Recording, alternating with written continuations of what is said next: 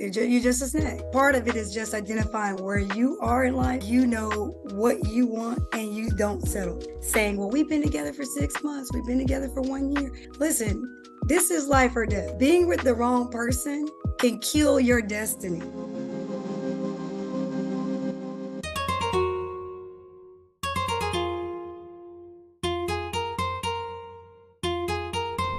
So, my name is Erica Lester. This endeavor to help women around the world has been something that's been a lifelong thing for at least the last 10 years. So, not lifelong in terms of the endeavor, but lifelong in terms of my life story, my life history. Why this is such a powerful thing for me is I'm a 2-time divorcee. I do desire still to be married. That's not my time right now.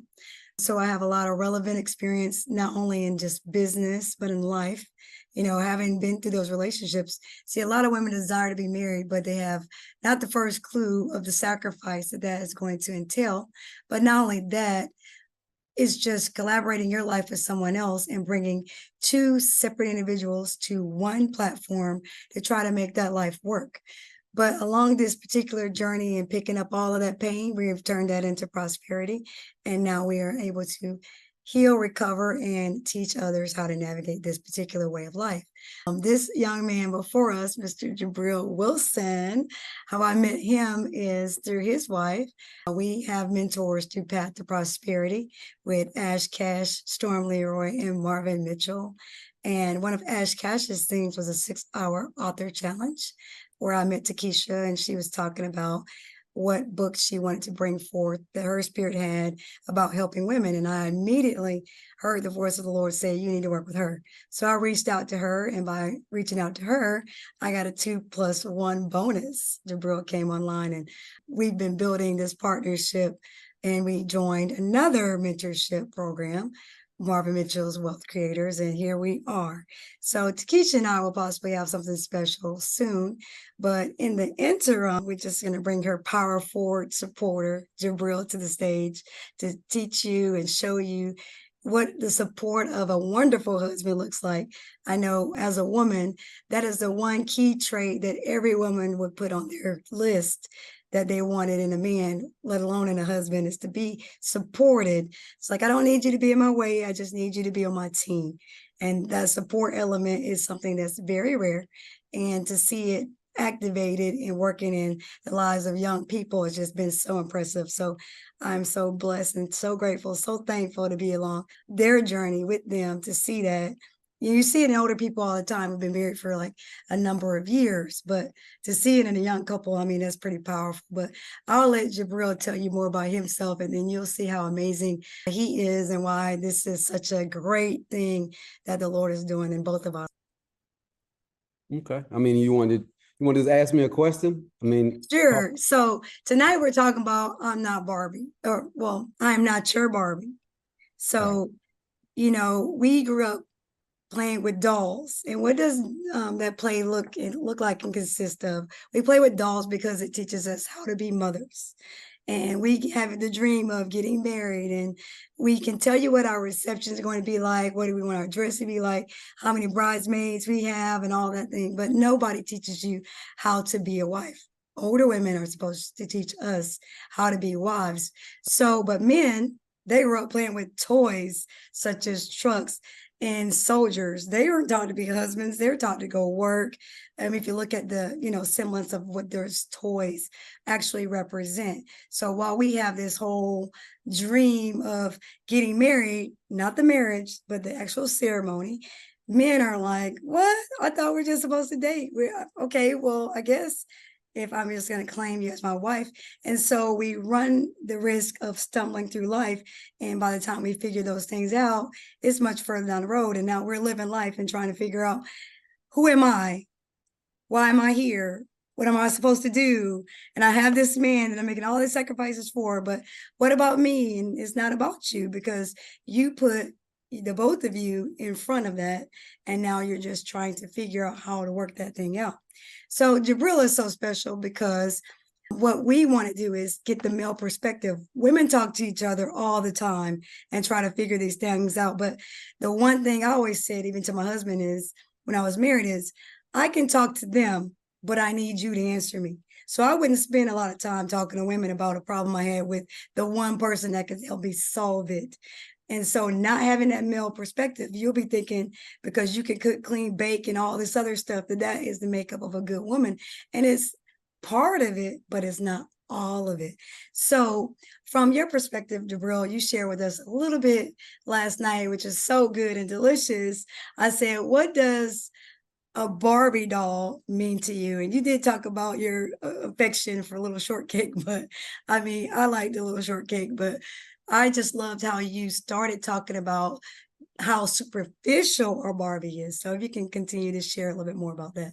Sure. What you were saying something about, I said that I liked strawberry shortcake growing up.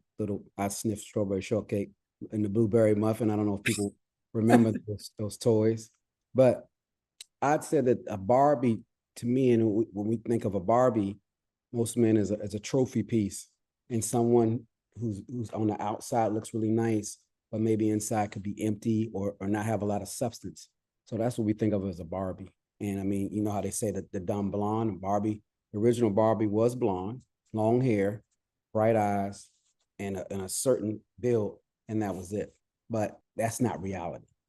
So if you're a woman who's real, then it's not going to look like Barbie. And even if on the outside like Barbie, you want to have your inside be even better and greater, because that's where the sustainability carries in a relationship and everything else you do in your life.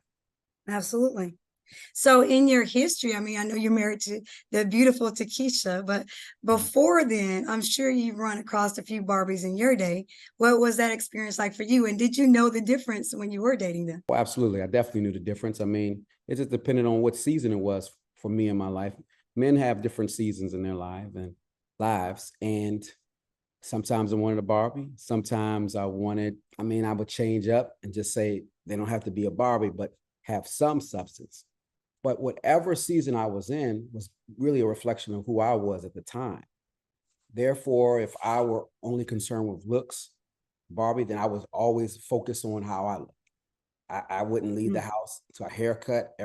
Everything had to be a certain way. And if it were not, I wasn't leaving the house. So I was kind of trying to be the kin. If I wanted a person with more substance or more spiritual, then I would definitely frequent more church events. I mean, I was looking at different single ministries and just going around. And so that's where, if I wanted someone who liked to party, then I would start going to more concerts or clubs. It's dependent on where I was in life.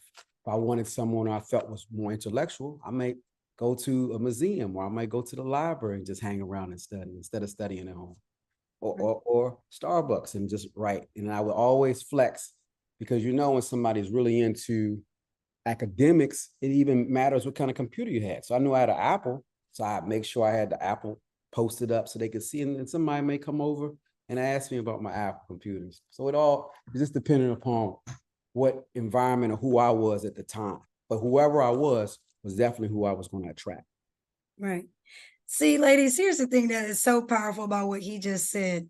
Men are very strategic and they know exactly what they want and why they do. So while you're out running around thinking like, he's cute, this. See, the thing about it is we imagine the potential of a man. Like, he looks good, this is that. Oh, he's so cute. I love the way he says my name. And I mean, we can just put you, I call it cookie cutter situations. Like, we already know what we want. We are just waiting to slap that Ken doll right in the situation and move on about life. But men are like, no, I just need her for this period of time right now. So is it true? The burning question has always been for most women. Do you know your wife when you meet them? You mean men, or you, as you said? No, I'm saying women always, they want the perception of, he met me, our eyes met, we fell in love on sight, all of that. But men are known to have, or it's perceived that men know when they meet the woman they want to be with.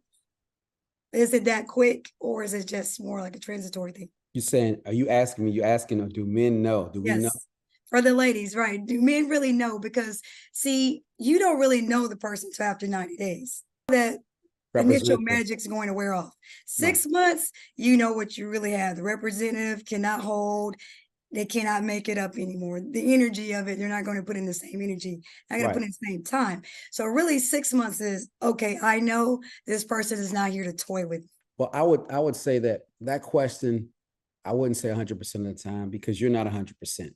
So what you think you want, you're still evolving and growing. So what you want today may not be what you want tomorrow.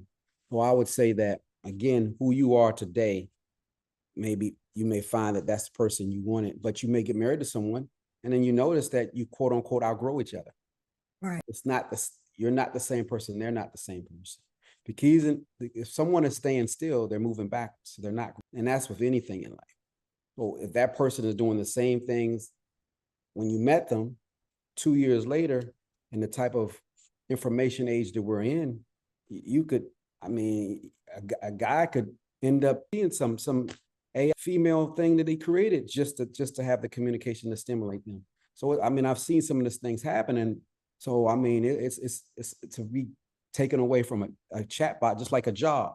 You see, if you don't stay on top of your game, you could be phased out by AI, but that can be the same thing with a relationship or dating, and that's real. So maybe I'm supposed to say that, but it's the truth.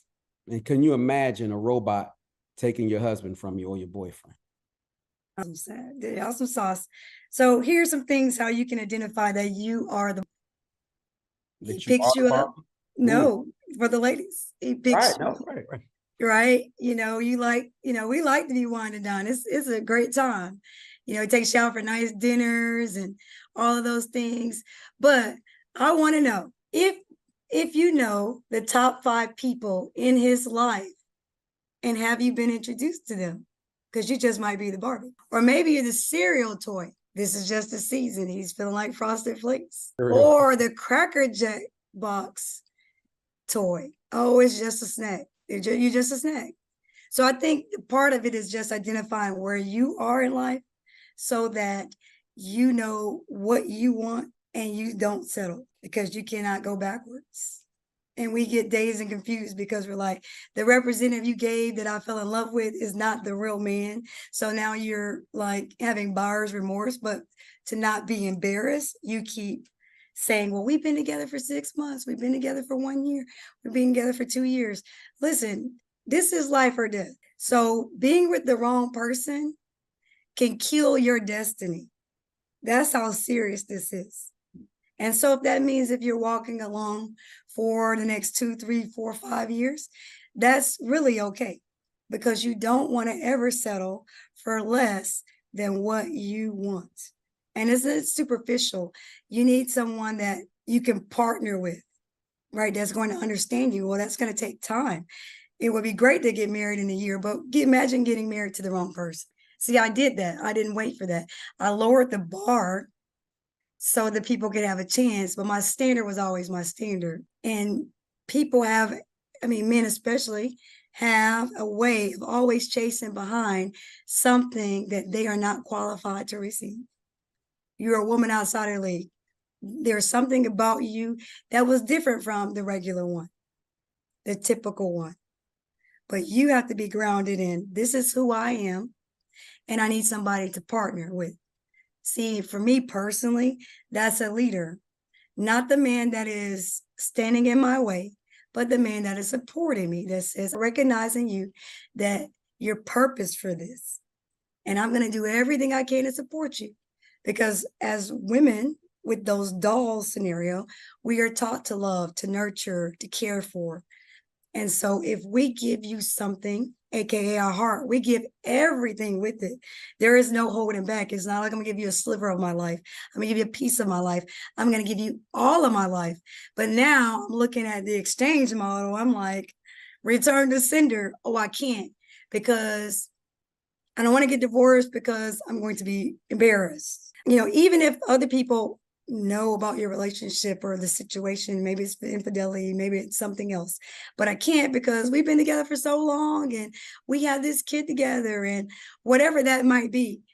Now you're worried more about what other people think, but this is your life. Why are you going to do that? So ladies, what questions do you have? We have this awesome man to help us out, and I'm going to unmute everyone here so that we can get some feedback.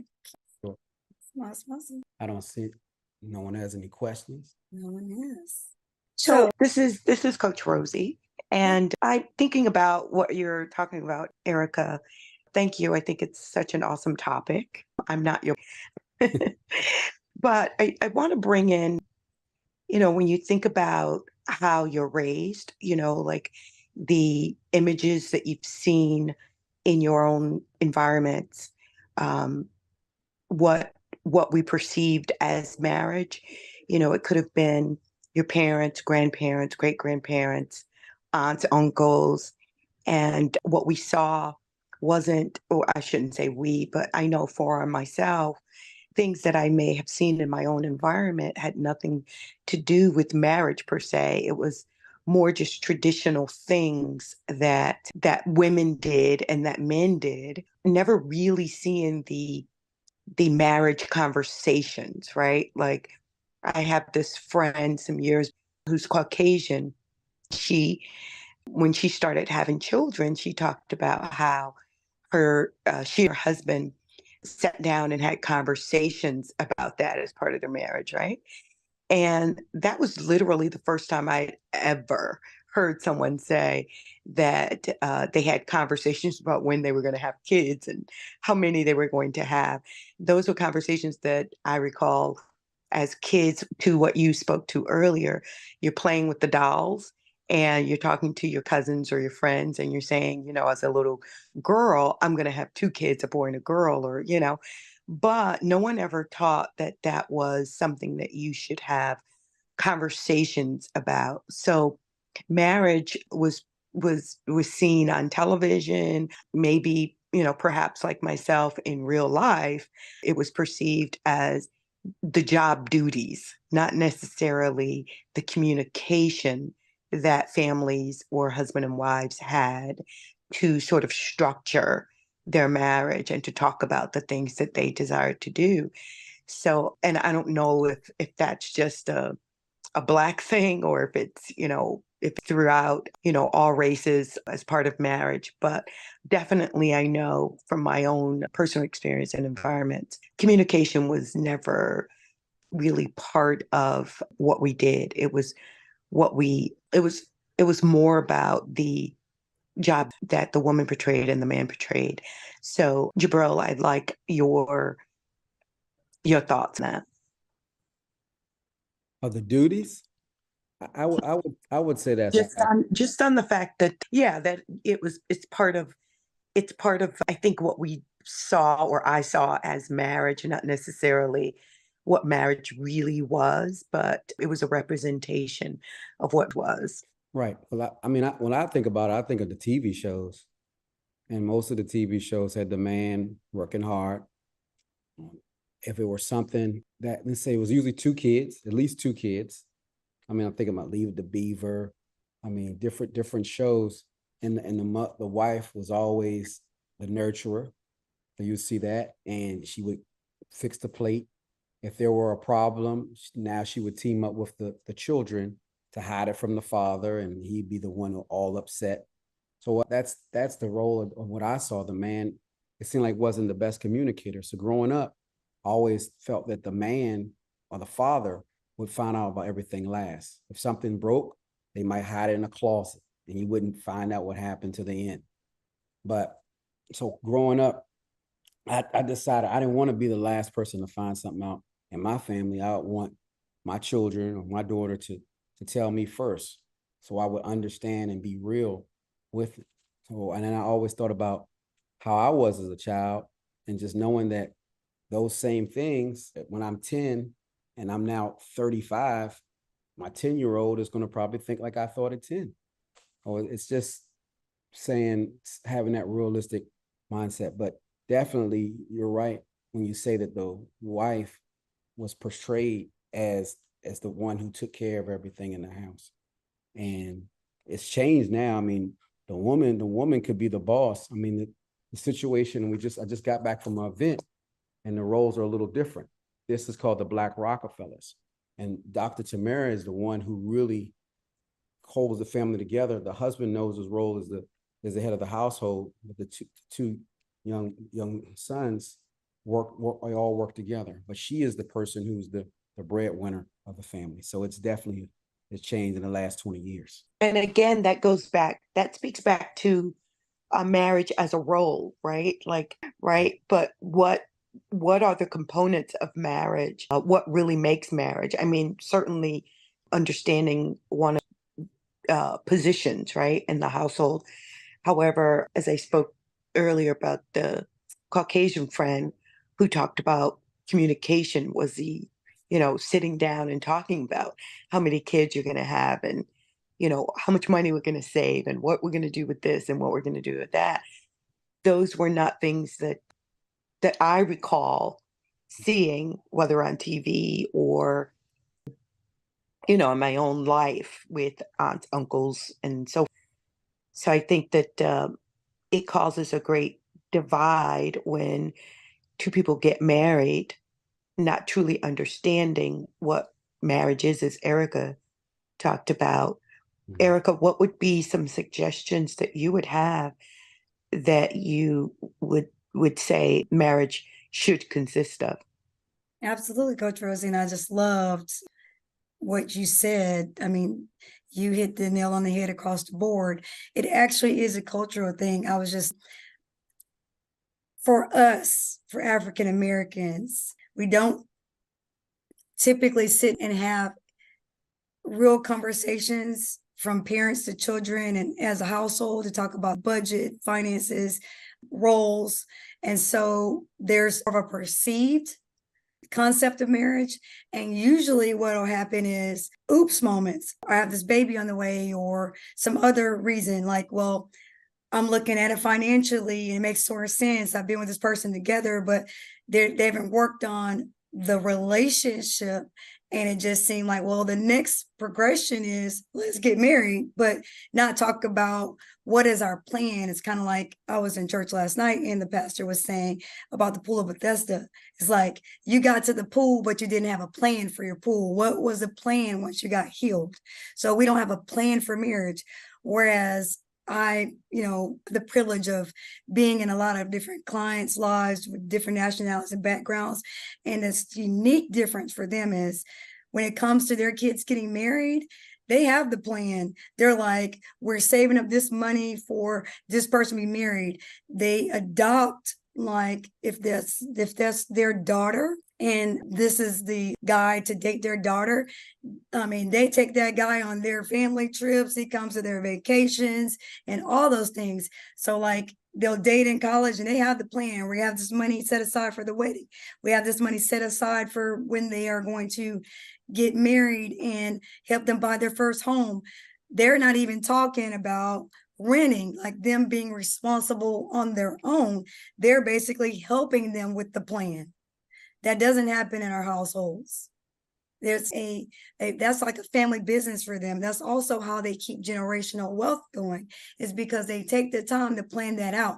They're meeting with the pastor when they're dating. And so even through the college years, by the time they get married, then they have a plan that all of the family members support financially and spiritually, as well as being that person.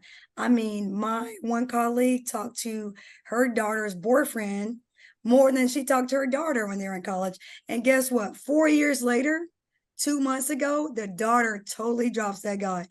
His parents were into this plan. He's devastated.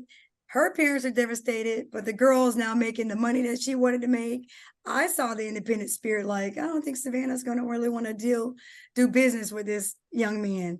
But his whole life plan over the last 5 years has been marrying their daughter and bringing her to his home, them purchasing a home. So I think it's just in the structure of a relationship that we're missing.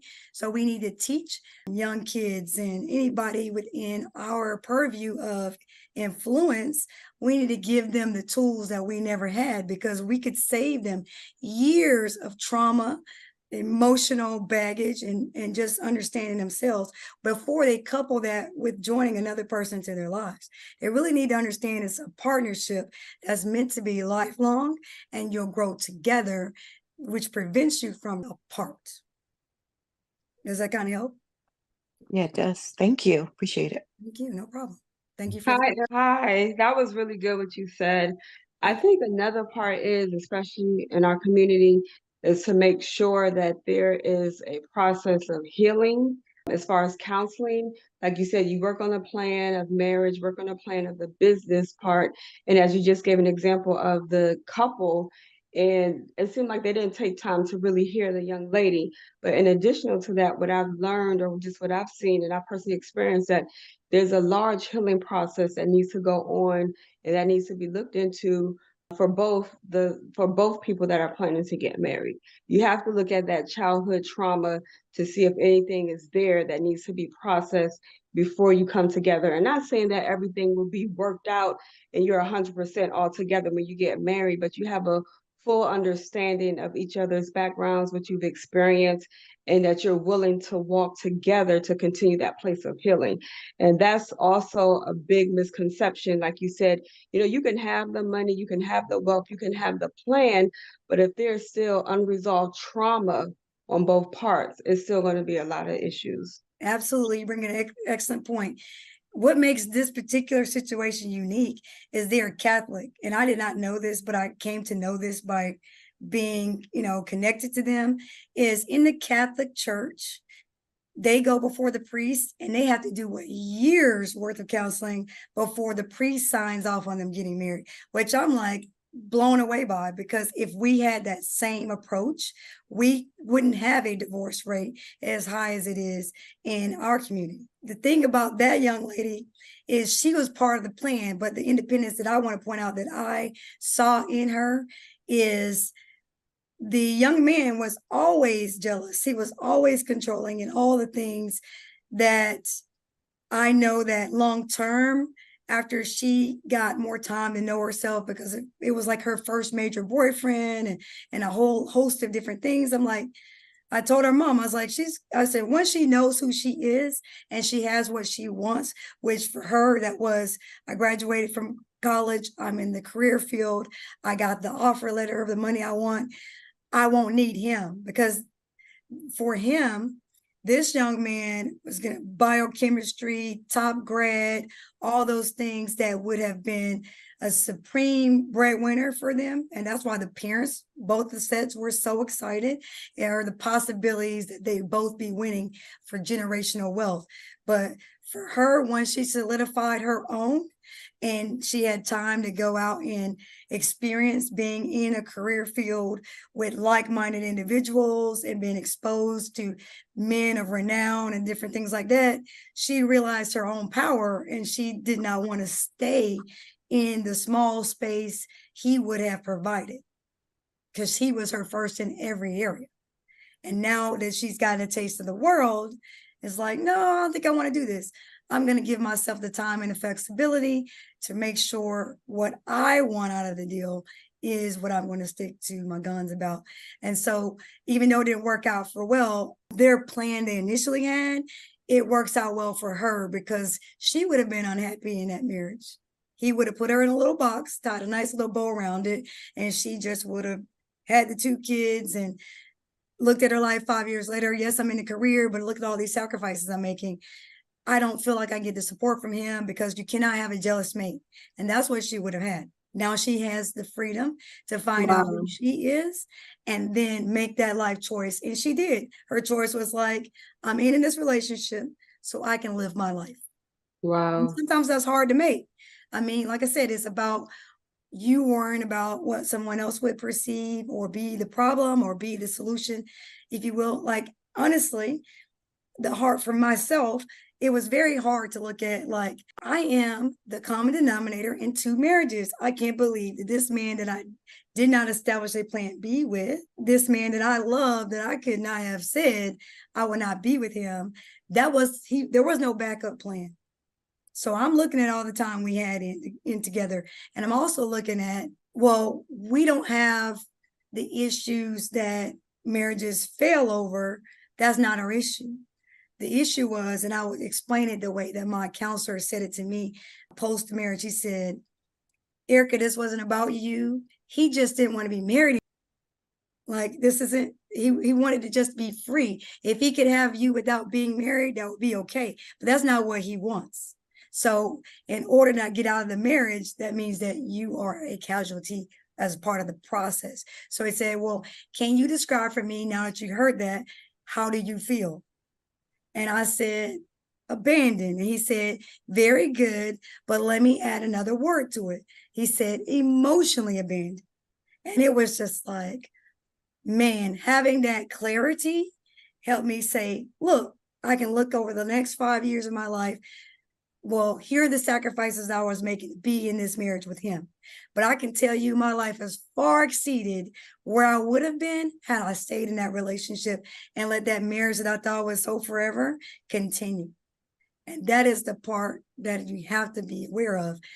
Don't be the Barbie. Don't live a superficial life based on someone else's expectation, even if the expectation comes from the person you said you wanted to spend the rest of your life with. And I love what Takesha said as well. That was beautiful, you guys. Coming from the, I guess, the trauma, right? Like, I think in African American communities, you just spoke about, what your therapist said. Most African Americans are like, I don't need a therapist, or they refuse to go to it. And I think many, we don't realize, or we know that there are some things that are there that we hide, that we grow up with, that, touched us in a way that has robbed or raped us of the life that we truly would have wanted. And we walk around bruised and wounded and all of those things without completely, or without ever healing. And so whether it is the divorce of, your parents when you were younger and what effect that may have had on that child, or, it could have been a lot of other things that could have happened in a family that caused that trauma. And I think many times not really realizing that you are walking in that trauma, and that is the reason why when two people come together, they both have these issues. If it's abandonment from, divorce on both sides, or it could be one person never dealt with the divorce, but was born out of wedlock, right? Like, born out of wedlock, the other one, parents divorced. So you have one who's dealing with this, daddy is gone, daddy never loved me, daddy was never around. And then you have the other one was, daddy was around. I remember my dad. He's always been there, and now all of a sudden he's not. So these two people now in their marriage are boxing it out, right? Like, they don't realize they are. And just because you don't fight or really fuss with one another doesn't mean that you're not really fighting. Every day you're fighting off the demons have held you captive and causing friction within a family. And I know for men, if you talk about, they look at you like you're crazy, right? Like, more women, I think, are doing therapy now, but that was never something that you mentioned. It's becoming a bit better now, but I think that men still have a difficult time dealing with, any emotional trauma that they may have faced during their childhood, and, and carrying that into their adulthood. And maybe, Jabril, you could sort of speak to that, a gentleman, maybe not for yourself, or if it is for yourself, but maybe other gentlemen that who, may refuse therapy, or refuse to even talk about that may have happened, when they were growing up, that may affect their marriages now. You have to unmute yourself, Jabril. All right. I said I can address that. I was married before and had a divorce. So I had to go through therapy, or I didn't feel like I had to, but it was highly suggested. Growing up as a child, that was the first time I had therapy because I was adopted. So I had a stepfather, grew up with a family where I had seen my mother married. By the time she was with my stepfather, that was her third marriage. So I have seen people get married, divorce, but I felt that my mother was still happy, but I had to go through counseling during that process. So the next time going through counseling was when I had a divorce. And it was helpful.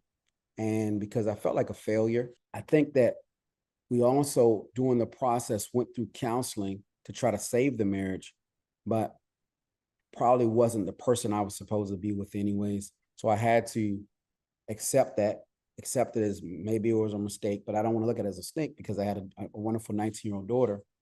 It's been a blessing to my life. And it's the only reason why every year in June, I get to have someone say Happy Father's Day to me, or multiple people say it. So I don't look at things as a mistake, more as a miracle because of my daughter. But the counseling did help, but I had to, again, I even said earlier that the person that you are, maybe when you get married, or who you see at that time for that person may not be who it is then, or that representative is no longer there. So I had to make that decision after 4 years to let it go. But just like you may know that you're supposed to be in something at first, maybe within a year, you know that you shouldn't. So even before you get in it and say you still got in it, you still need to know that you got to get out of it, even though it says that you're married. And again, I don't know if I would be alive today if I would have still stayed in that. I definitely wouldn't be on this call today if I stayed in that marriage. So good. You know, Jabril, you brought up something very interesting. You did have a male in your life. And I think the other part why men are desensitized about therapy and things like that are as a result of being raised by a woman and the man not being in the home, because, you know, that man teaches you not only how to be a man, but to be a father, to be responsible, so many things. So sometimes it's not even that anything bad happened. You just could be missing something key, like a parent, you know, that the mother did a great job, is the bomb mom, but she can't not be dad. She just can't be. I like the bomb mom, but again, I was adopted. I didn't realize I was adopted. And I found out through looking at TV, I was looking at Different Strokes. Like even when I got older, Punky Brewster, Silver Spoons, Brady Bunch, and I saw the Blended Family. And one day I sat at the table and asked my parents, am I adopted? Or is this my real father? And then everything, it just felt like one of those moments on a TV show where the music did it. And I mean, you could hear the fork and knife. Everybody just stopped, and I looked around, and they looked at each other, and they said, and for years I was receiving these letters in the mail every Christmas, every birthday, that would wish me happy birthday and Merry Christmas, but it would just say this name Rashid, and I didn't know who it was. So my name was also changed to Wilson. My original name was Jabril Alabi. So I struggled as a young man, a boy, of my identity. Who am I? And it took a while to accept myself.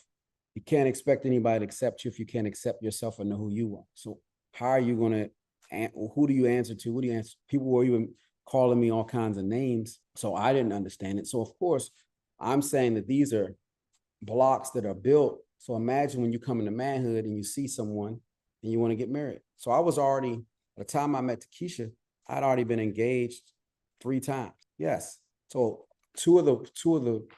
one young lady was in college where I felt that I got love, or I was tired of playing around. I was also trying to escape from being all over the place. So it was a few reasons why sometimes men will prematurely do what they think is expected, or they're trying to save themselves from other things. So that's definitely not a reason why you want to get married, because that's not going to last long, and you can't hide from reality. So that relationship didn't last. I was a freshman in college when I got engaged the first time. And of course, that drove my mother crazy. The second time, the next 2 women were Nigerian, because my biological father was Nigerian.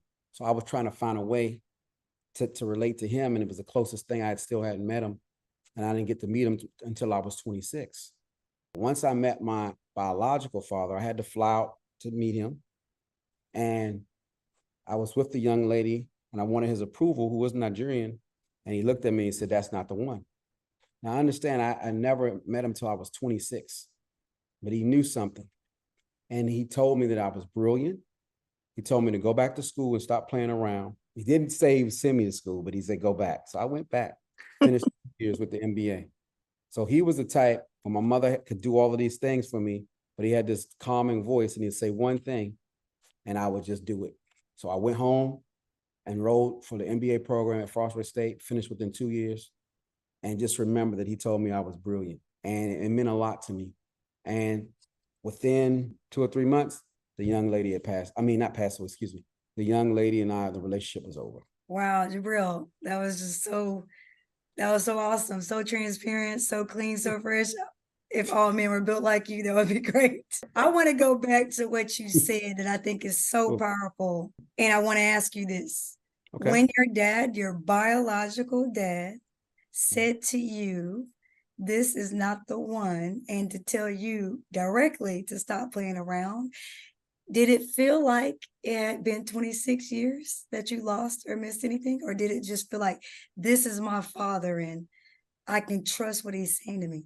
I felt like this is my father, and I felt like it was saying to me. I mean, you know I'm a jokester. This guy was a jokester. I mean, he's raw. I'm telling you. And this, I mean, like I said, we can be real. When I first met him, I mean, we laughed, and we went to the bathroom. I'll never forget it. And I was using the bathroom, and I noticed that, I mean, I don't know if I can say this, but I'm just gonna be, he used the bathroom. He stood all out, like he's posing, using the bathroom. So I'm more leaning in because I'm looking at him. So I'm leaning forward because I see how he is. And then this guy just will say anything. And he tried to grab me to pull me back while I'm using the bathroom. I'm like, get off me. And then he looks at me. He says, you must have got that from your mother. And I said, what? I mean, he doesn't know me that well. This is the first time we're meeting. But I said, wow, it was funny, but it was a good moment. And we bonded. And I probably only saw him 2 more times before he passed in 2021 in January. But it whatever he said to me, it gave me life. And Takesha got a chance to speak with him over the phone when we first got together. And I think he told her she was brilliant. But he had a way of saying something that was real. And if he felt that he would say it, he wouldn't say it if he didn't believe it. Very, very brilliant man. He had a PhD and he was a medical doctor. So just imagine as a true African American. I mean, he had tribal marks on his face to go through what he did. Nobody gave him anything to get that. But I mean, he liked a lot of women. He only was married one time to my mother, and the rest. So I have 6 other siblings. I'm the oldest, and we're kind of blended. I have German sisters. I mean, it's a lot.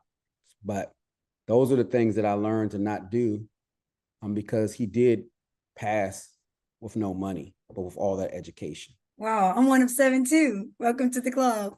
Really, 7? All right, all right. I'm the oldest girl, but I'm number 2. Oh, you're not the oldest. You're the oldest. You're not the oldest Oldest girl, but I'm number 2. Cool, right. So it's a big responsibility with that as well. But I didn't get the chance. That's a regret. I think that a lot of, before getting married, should talk to men who are married or talk to more real men. So it helps them, because your mother or the women influence can't tell you certain things or prepare you for certain things as a man, as a husband, as a boyfriend. All of those things, you need to do it. And even as a male friend, just how do you operate as a male friend versus the guy who just wants to talk to you and it's always agenda. Being a great male friend, and women being a great woman friend is amazing, because it gets you in practice and position. So when you have because one thing you don't want is to be married and you have this quote unquote best friend, and they get all of the real you, and the person you're married to doesn't know. They don't really know. They don't know the difference between, if you do drink soda, do you like Sprite or do you like 7-Up? They just don't know the difference. Because they don't really know you. And that takes time. It takes transparency, communication, and having that connection. Jabril, you talked about, this is Coach Rosie again, I'm sorry. You Sure. talked about just now preparation, right? Like, finding someone who can sort of help to prepare you for that. One of the conversations I've had with some folks is, I believe that men or women, we should prepare for marriage if you hope one day to be married, right? So we prepare for so many things, but that's one of the things that I think many people just sort of leave up to happenstance, right? Whatever happens, just happens. And if you're single, your bachelorette party or your bachelor's party is not preparation for marriage, right? Like there should have been some things before marriage that occurred long before that that you are no longer doing. In other words, like, if we were the clubbing and, always going out, always, with this guy, that guy, or versa, when do you stop that before you get married, right? And usually when you've met someone is the time that we've sort of said we've stopped it. But in actuality, that's really not out of your system, right? Like you Mm, haven't had any real practice, mhm, like not really doing those things. And in many cases, we haven't really prepared for marriage. And I think that, that's part of, I think it's a little bit to relationships when you have not sort of practiced celibacy. You haven't stopped, hanging out late at night and going out with friends and whatever. So, and then in the marriage, all of a sudden, most women think that that should sort of end. At least I believe so. mm, But men tend to continue with their lives, right? Like they're still hanging out with their friends, they're playing basketball, they're going to games, they're doing all sorts of things where women are like, okay, I'm home now, I got to do this, got to do that, got to clean up, got to go to work, right? And in some cases, not in all, of course, but in my circle, I know that most women sort of stop doing the things that they were doing because their friends may still be single, but guys will still hang out. They could be married and they'll still hang out with single guys, right? And think that it's like not a big deal. But for most women, it's like, okay, I can't do that anymore. I'm not hanging out with my single friends. I'm married now, right? Like so, but I think that there should be some real preparation, not this sort of instant preparation where, okay, I just met you, so now I'm not going to do that. And I think Erica spoke to it in the beginning that what my parents would call courting time, mm, right? That courting time has ended. And now what, right? Like you're going back to, I want to go hang out with my friends and do the things that I used to do. And, that of course causes a lot of friction. But mhm. I just think there should be some preparation, real preparation. If I ever married again, I'm married now, but if I had ever married again, that would be like, how long have you prepared for like marriage? And what does that consist of? Right.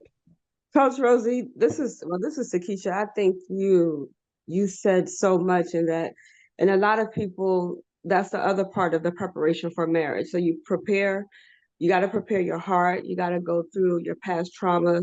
Of course, being on the same page as the person that you're going to be married to, but then you have to talk about those things as far as, what is your life going to look like when you're married? Do you still want to have single friends or hang out with single friends? Or do they speak the same language? And most of the time they do not. So those all of those things have to be considered and they have to be taken into account. And then, like you said, with the preparation piece, as far as what I call is detoxing, and that's something that's near and dear to me. I didn't know that I was detoxing at that time, and what I meant by that is just saying, okay, I'm not going to sleep with anyone anymore. I'm going to wait until I'm married. I'm going to get my heart clear. I'm going to get my mind clear. I'm going to do this thing according to my morals and my values. And I think a lot of people don't really know, as Jabril mentioned, they don't really know who they are. They haven't established what are their morals, what are their values for marriage or for a relationship. I think they have this as Erica said, this Barbie and Ken view of what the world set it out. But what perspective are you looking from marriage? Are you, and so as the whole time as everyone was talking, I'm thinking we really have to go back to the kingdom perspective, the kingdom of God, of kingdom marriages. And even if people on here, they don't really believe in God, but you have to have something that you have that you follow as a standard, that will really set you on the right track of what you want as far as a marriage and to be fulfilled and to be happy. Is everything going to be perfect? No, but you just have to come to that common ground. And a lot of people, they go into marriage, they don't have any morals or values, or it's not clearly identified. They haven't taken that time to heal and detox from all of the hurt, the pain, the childhood trauma. And they just go into this marriage because it's like, I want somebody to take care of me, or my biological time clock is ticking. I'm tired of being alone. And you really need to take that time to say, who am I? What do I really want? What is my standard? What are my morals? What are my values? And to all along with everything else as far as the planning, the wealth building and all of that. And then there are expectations that are unassumed that has to be discussed, and sometimes it's not discussed. And then you get married and you find out, okay, well, this is what I was thinking, and the other person is thinking, this is what I'm thinking, but it was never discussed or said. So following that common ground. And then one other thing that I wanted to say is just paying attention to those generational, what we call generational curses, or some things that have happened from generation to generation. As Jabril mentioned, that his mom was married 3 times. For the third time, I've come from a family where there was broken marriages, there was infidelity, there was divorce. And so you have to look at all of that to say, we're going to fight and be strong for our marriage. These are the things that we have to protect our marriage against. And that comes with identifying your morals and your values as well. Yeah, Right. I love Thank that. you. Well, That was thank you. beautiful. Yep. Thank you, so Keisha and everyone. This is our first debut. We really appreciate everybody coming out. What we would hope is that you share it more, but we did make it more intimate for the debut of being a special invite only. But now tell the world, not just women, but men, because you don't want the women to understand and try to articulate it. We can all learn and grow together. Next Sunday, you don't want to miss it. And it'll probably be pre-recorded because some of us going to be together at a mastermind with Marvin Mitchell. We're talking about what Takesha just mentioned, fidelity and faithful. And I guess what that means to you. So we're going to do that and work this week, but really digging deep next week about fidelity and faithful. And as a bonus of those who want to know, I'll give a testimony of how I did meet Takesha and got it right and met her in 2018. But we did have a celibacy journey for that time. I was probably only celibate for 2 or 3 months, maybe. Before that, maybe not even 2 or 3, maybe a month. When I met Takesha, probably a month. But I had decided that I wanted to change. Takesha, I believe, was what? How long for you, Takesha? Since we're just say that part, and then we'll say the rest for next week. Right. It had been about 12 to 13 years that I was celibate. 12. Okay. All right. And we'll talk about another time. We're going to also talk about the overall celibacy thing, not just parts of celibacy. I think is that going to be later on? I guess I'm giving a preview of their different parts of being celibate. So we're talking about totally celibate because we have a total celibacy and then you have parts of celibacy. So we'll dig deeper into that. But again, next week is fidelity and faithful. And you can reach us and subscribe on asofterside.com and join the Purposed and Powerful Podcast Facebook group if you already haven't already with us on Facebook. All right. Very That good, is our guys. Thank time, you so much. lady. Thank you so much for spending your evening with us and trusting us and our stories and our experience to not only navigate you through, but we invite you, as we did tonight, to share your journeys because we can help each other heal. We are. Thank you, guys. Beautiful. Thank you so much. Thank you. Bye-bye. Thank you. Have a great evening. Bye-bye. Bye.